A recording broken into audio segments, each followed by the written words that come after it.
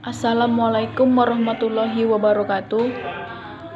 Perkenalkan, nama saya Pipi Ayu Ajar Saragi. Saya dari BK Reguler C 2019.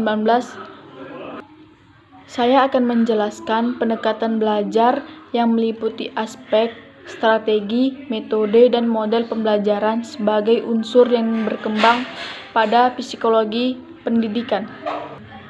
Pembelajaran adalah suatu kegiatan yang dilakukan oleh guru sehingga tingkah laku peserta didik berubah ke arah yang lebih baik. Kegiatan pembelajaran dapat berlangsung di mana-mana, misalnya di lingkungan keluarga, di sekolah, dan di masyarakat. Belajar dan pembelajaran di sekolah sifatnya formal. Semua komponen dan proses pembelajaran direncanakan secara sistematis. Menurut teori behavioristik, pembelajaran adalah usaha guru membentuk tingkah laku yang diinginkan dengan menyediakan lingkungan atau stimulus agar terjadi hubungan stimulus dan respon. Pendekatan belajar adalah cara pandang atau titik tolak pendidik yang digunakan untuk menciptakan lingkungan pembelajaran yang memungkinkan terjadinya proses pembelajaran dan tercapainya kompetensi yang ditentukan. Pembelajaran terdapat dua jenis pendekatan, yaitu pendekatan pembelajaran berpusat pada siswa dan yang kedua pendekatan belajar yang berpusat pada guru.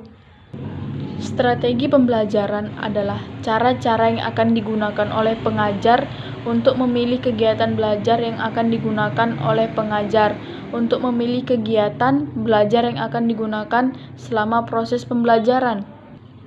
Jenis-jenis strategi pembelajaran ada 4. Yang pertama, model pembelajaran konstruktivisme, dan yang kedua model kontekstual teaching and learning, dan yang ketiga model pembelajaran tematik, dan yang keempat model pembelajaran aktif, inovatif, kreatif, efektif, dan menyenangkan. Metode pembelajaran merupakan cara-cara dalam melakukan aktivitas antara pendidik dan peserta didik ketika berinteraksi dalam proses belajar. Pendidik perlu mengetahui dan mempelajari metode pengajaran agar dapat penyampaian materi dan dimengerti dengan baik oleh peserta didik. Metode pengajaran dipraktekkan pada saat mengajar dan dibuat semenarik mungkin agar peserta didik mendapat pengetahuan dengan efektif dan efisien. Ada beberapa metode pengajaran dalam proses belajar.